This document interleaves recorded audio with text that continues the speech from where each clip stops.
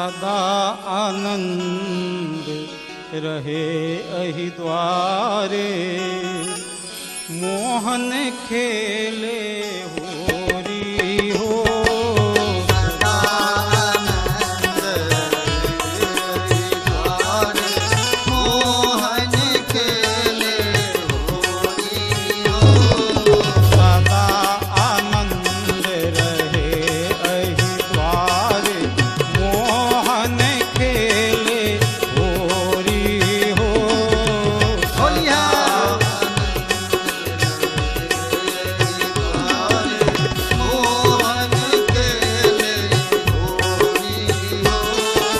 बोलिया एक दिस खेले कुंवर कन्हैया, एक दिस खेले कुंवर कन्हैया, एक दिस खेले कुंवर कन्हैया, एक दिस खेले कुंवर कन्हैया, एक दिस राधा गोरी हो।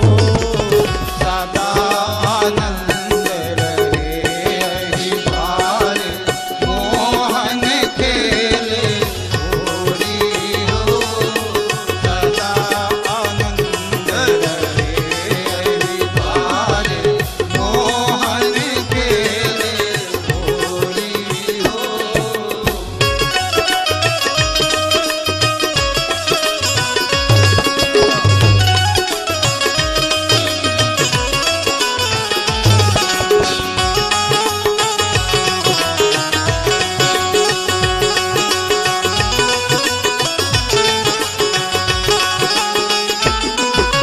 कै मन लाल गुलाल मंगा को, कै मन केसर घोरलनी हो।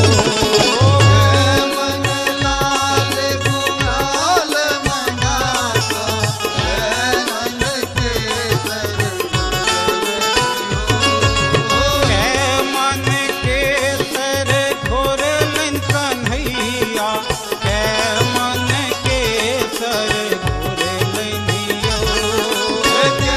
मन केसर घोरल कन्हैया, मन केसर घोरल सदा आनंद रहे अहि द्वारे, मोहन खेले होरी हो।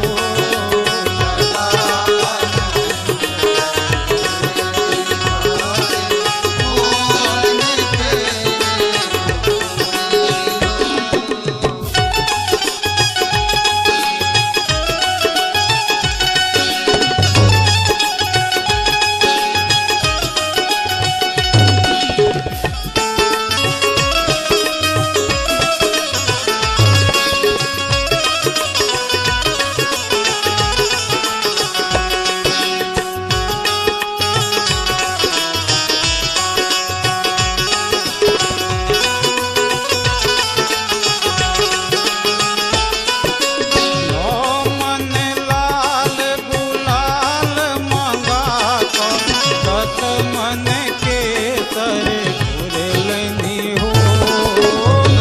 मन लाल गुलाल मंगाता, दस मन केसर दस मन केसर घोरल कन्हैया, दस मन केसर